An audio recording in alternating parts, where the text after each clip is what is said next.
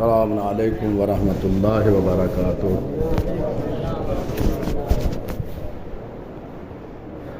اعوذ باللہ من الشیطان اللعین الرجیم، بسم اللہ الرحمن الرحیم، الحمد للہ رب العالمین، بارئ الخلائق اجمعین، باعث الانبیاء والمرسلین، والصلاۃ والسلام علی حبیبہ وخیرتہ حافظ سرہ ومبلغ رسالاتہ ابی القاسم محمد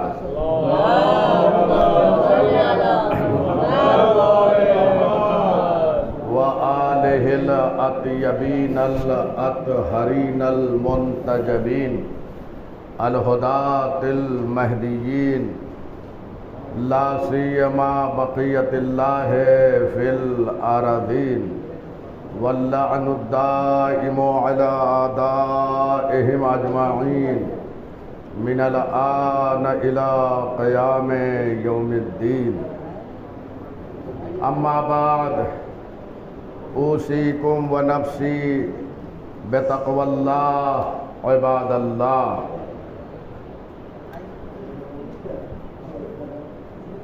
روز جمعہ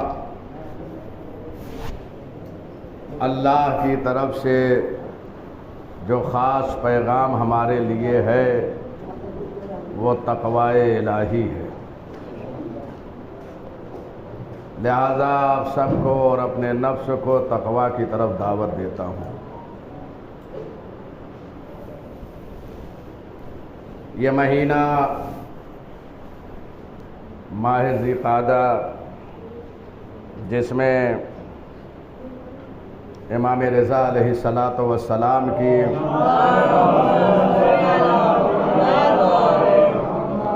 تاریخ ولادت بھی آئی، آپ نے جشن منایا، اور ابھی تاریخ شہادت بھی 23 ذی قعدہ کو آنے والی ہے۔ بہرحال 2 جمعے سے میں امام ہی کے حوالے سے گفتگو کر رہا ہوں، اور آج میں چاہتا ہوں کہ امام کی زندگی اور ان کی سیرت کے کچھ پہلو آپ کی خدمت میں عرض کروں، تاکہ ان اصولوں کے آئین میں اپنی زندگی کو ہم مرتب کر سکیں، اس لیے کہ ہمارے لیے بہترین نمونہ عمل ائمہ ہدیٰ علیہم السلام کی زندگانی ہے۔ کسی قوم و ملت کو ایسے پیشوا، ایسے امام، ایسے رہبر، ایسے رہنما نہیں ملے جو اللہ نے ہمیں عنایت کیے ہیں، اور وہ سب منصوص من اللہ ہیں۔ انتخاب اس نے کیا ہے، بندوں نے انتخاب نہیں کیا ہے، اس لیے کہ بندے کسی کا انتخاب کریں گے تو ظاہری صورت کو دیکھیں گے، لیکن دل کے اندر کیا چل رہا ہے یہ نہیں سمجھ پائیں گے۔ اور اللہ جب کسی کو اپنا خلیفہ و امام بناتا ہے تو اسے معصوم بناتا ہے، اور وہ معصوم ہوتے ہیں۔ دیکھیے 2 طریقے سے عصمت ہے۔ عصمت صرف اللہ نے عطا نہیں کی ہے، انہوں نے خود، ان کا کردار ایسا تھا کہ جو لوگوں کے سامنے یہ پیش کر رہا تھا کہ اگر کائنات میں کوئی معصوم ہو سکتا ہے تو یہ ذوات قدسیاں ہیں۔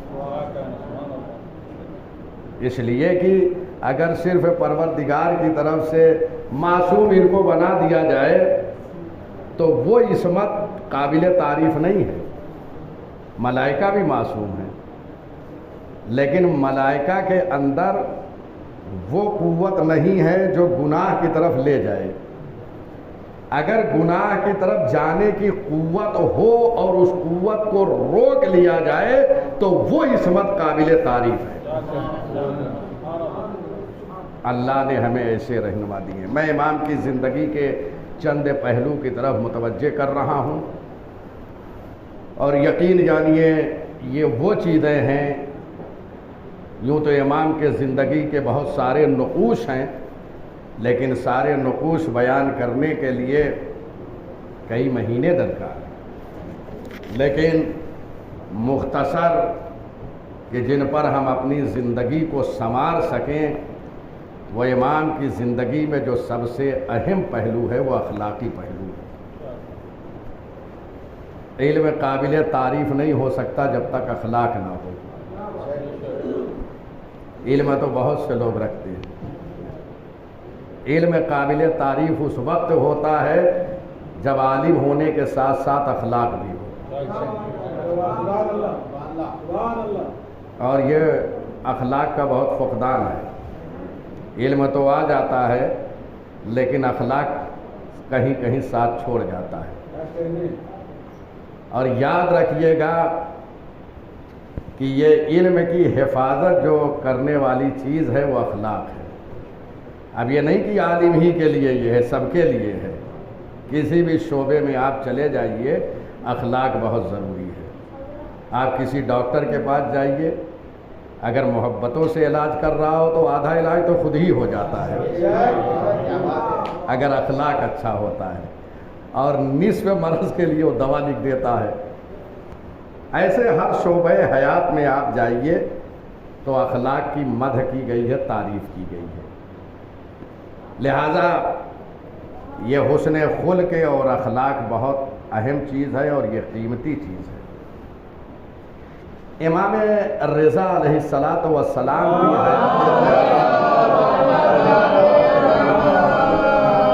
آپ ملاحظہ فرمائیں تو امام نے اخلاق کے وہ جوہر پیش کیے ہیں کہ ہر خاص و عام آپ کا گرویدہ ہو جاتا تھا، آپ کے اخلاق کو دیکھتا تھا، آپ سے متاثر ہو جاتا تھا۔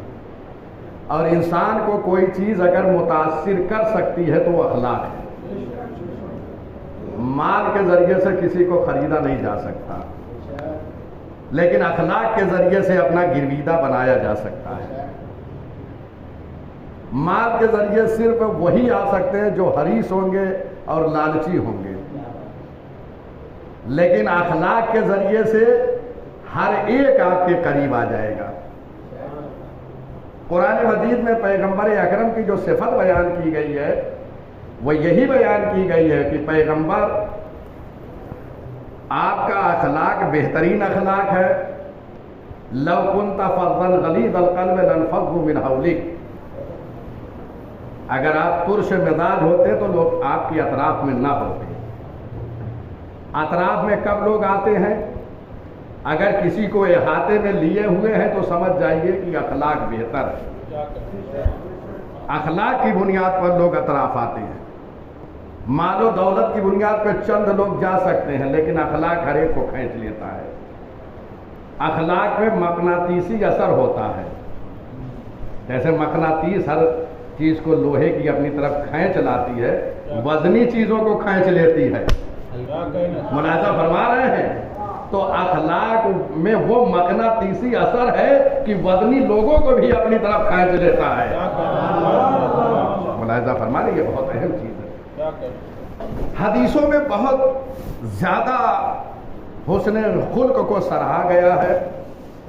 میں ایک حدیث مبارک، یوں تو امام کی زندگی کا وہ گوشہ جو اخلاقی ہے وہ ہمارے لیے کافی ہے، لیکن جو اور معصومین سے حدیثیں آئی ہیں آپ ملاحظہ فرمائیں۔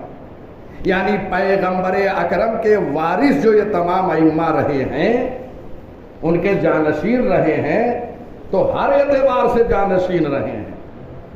اگر پیغمبر اکرم کی طرف لوگ کھنچ کر آتے تھے تو ائمہ ہدی علیہ السلام کا بھی یہی عالم تھا، اخلاق میں بھی تمام چیزوں کی رعایت کیا۔ یعنی پیغمبر کا جانشین وہی ہو سکتا ہے جو ہر چیز میں پیغمبر کی حفاظت کرے۔ ایسا نہ ہو کہ اخلاق کو جو ہے روتا ہوا جو ہے دیواروں کے ذریعے سے گھروں میں لوگوں کے دیکھتا ہوا نظر آئے۔ ایسا خلیفہ نبی کا نہیں ہو سکتا۔ یہ بہت اہم مسئلہ ہے، یہ بہت اہم مسئلہ ہے، اور یہ تاریخ کی ایک حقیقت ہے کہ اب آپ ملاحظہ فرمائیں، اور پیغمبر اکرم کے جو حقیقی جانشین رہے ہیں ان کے دور اقتدار میں مجرم چل کے آتا تھا کہ یا علی میں نے گناہ کیا ہے، مجھ پہ حد جاری کر دیجیے۔ اچھا اور کے پاس نہیں گئے جو اور پہلے تھے، جن کو اوروں نے مانا، اس لیے جو خود حد کے مستحق ہوں ان کے پاس کیا جاتے لوگ، لیکن اس کے پاس آتے تھے جو ہر جہت سے پاک و پاکیزہ مطہر آیت تطہیر جن کی شان میں نازل ہوئی ہے، ان کے پاس آتے تھے۔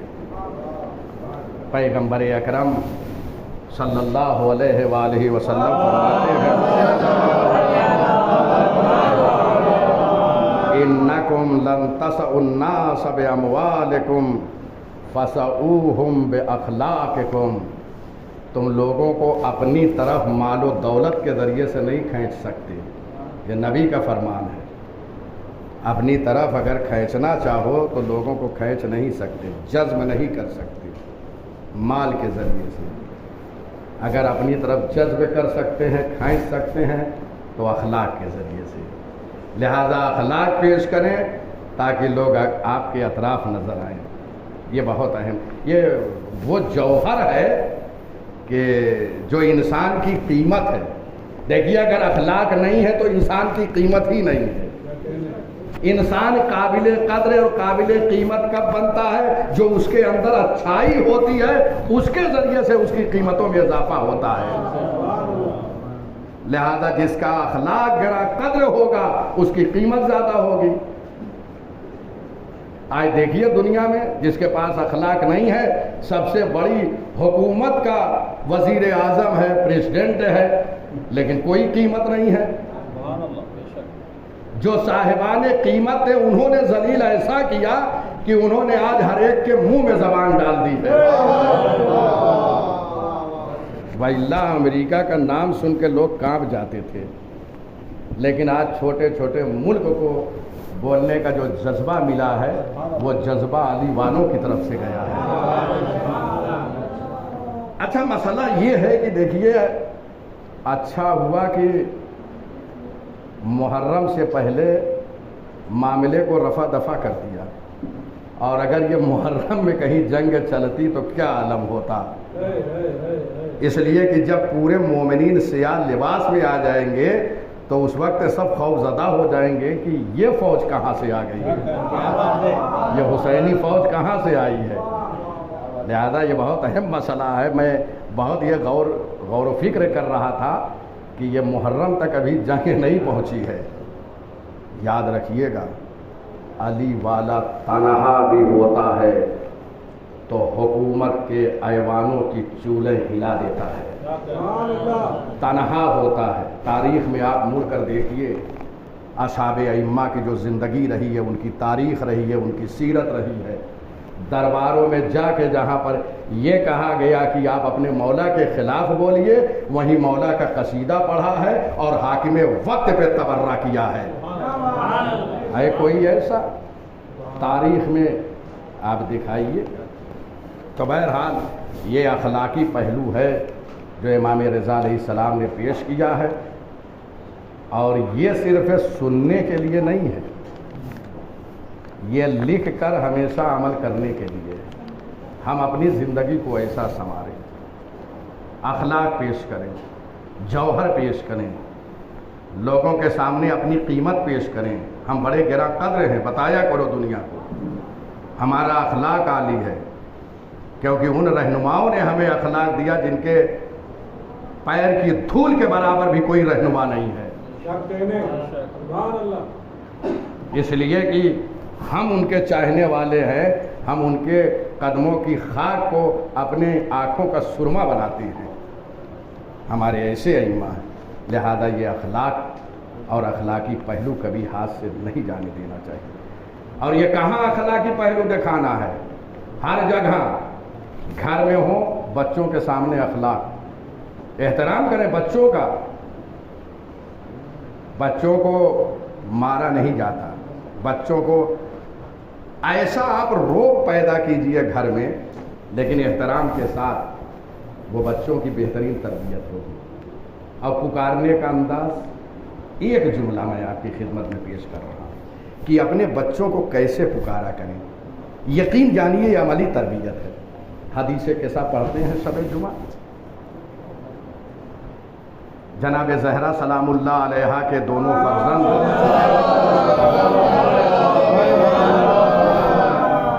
امام حسن علیہ السلام تشریف لائے.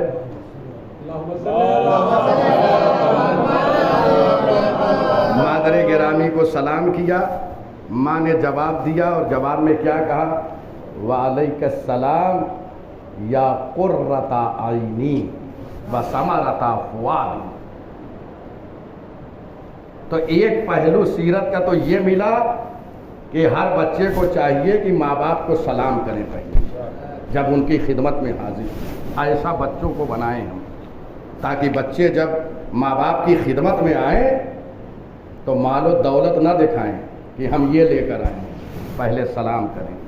اس لیے کہ ماں باپ کے لیے سلامتی کی دعا سے بڑھ کر کوئی چیز نہیں ہے، کوئی چیز نہیں ہے.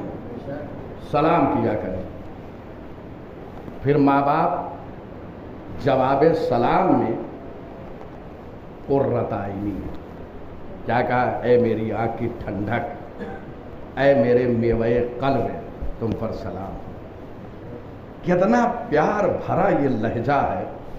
اگر یہی لہجہ، یہ سب جو دعا ہم پڑھتے ہیں، زیارتیں پڑھتے ہیں، یہ ساری چیزیں یہ اسی لیے ہے.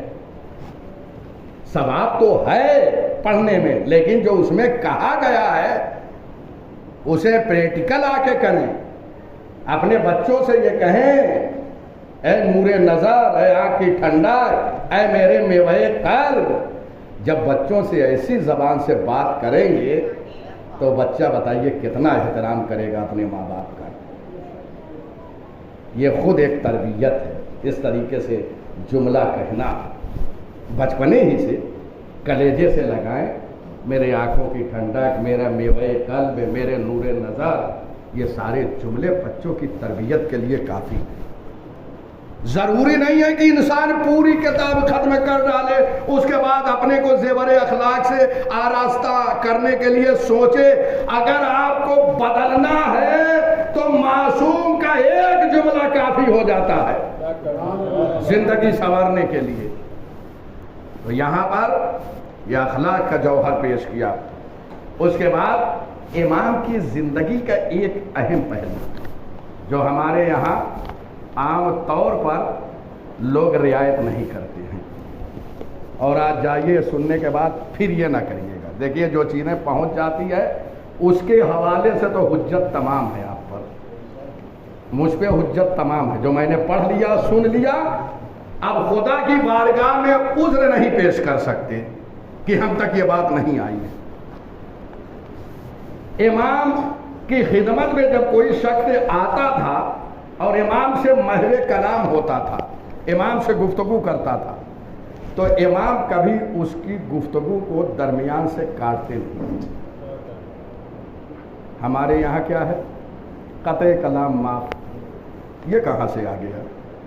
کہیں دکھائیے کسی امام نے کہا ہو قطع کلام معاف. کہیں دکھا سکتے ہیں؟ کہیں نہیں دکھا سکتے. سامنے والا جب گفتگو مکمل کر لیتا تھا اس کے بعد امام گفتگو کا آغاز کرتے تھے. حتیٰ کہ دشمن بھی اگر امام کی خدمت میں آن کر مناظرہ کرتے تھے تو جب وہ اپنی گفتگو کا آغاز کرتے تھے، زندیق امام کی خدمت میں آتا تھا، دہریہ امام کی خدمت میں آتا تھا، امام سے مناظرہ کرتا تھا، امام گفتگو کو بغور سنتے تھے. جب اس کی گفتگو تمام ہو جاتی تھی تو امام جواب ارشاد فرماتے تھے.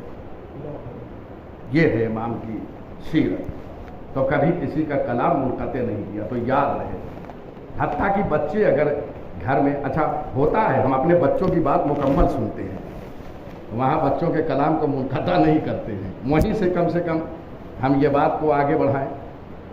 ایک بچہ جب باپ سے محو کلام ہوتا ہے تو باپ بچے کی پوری گفتگو کو سنتا ہے، درمیان میں کاٹتا نہیں ہے. یہ فطرت ہے.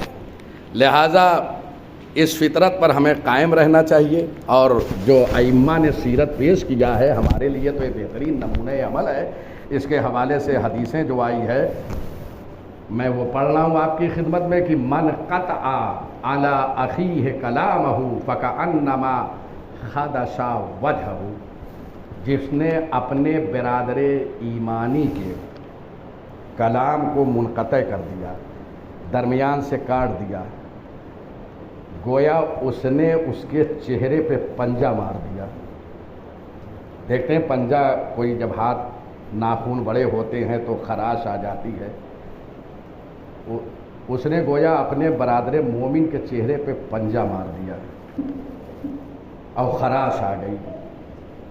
لہذا اگر کوئی کسی کے کلام کو منقطع کرتا ہے تو گویا اس پہ حملہ آور ہو جاتا ہے، اس کے چہرے پہ حملہ کرتا ہے ہاتھوں کے ذریعے سے۔ یہ معصوم کا فرمان ہے۔ اس کے بعد امام کی اور سیرت، بہرحال وقت تمام ہے۔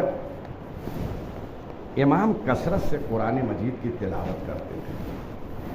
ہمارے یہاں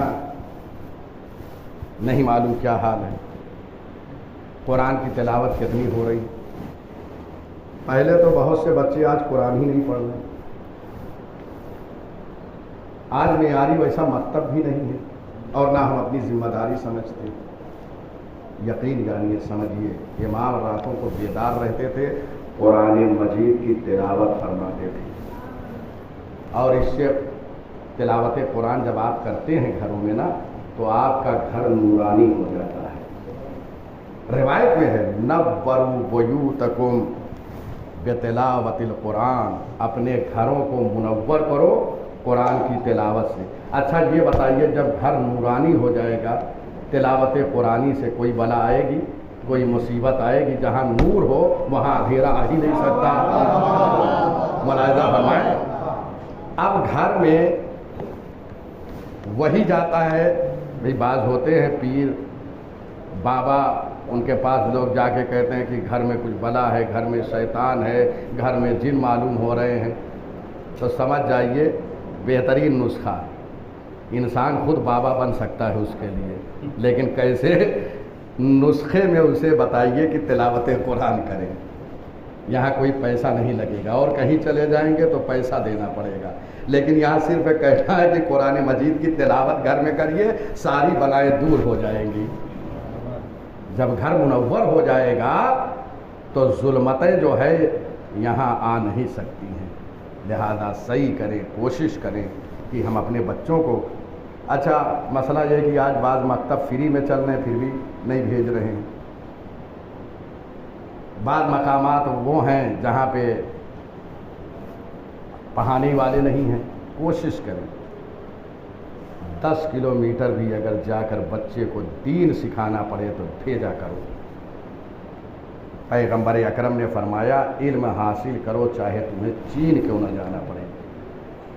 اس وقت پیغمبر نے وہاں ارشاد فرمایا، ایک دور مقام وہاں سے چین تھا، یعنی بتایا کہ اگر اتنی دور جا کے تمہیں علم حاصل کرنا پڑے تو جاؤ، لیکن علم سے پیغمبر کی مراد پہلے علم دین ہے، اور بھی علوم ہیں لیکن سب سے پہلے ہمیں دین جاننا ہے۔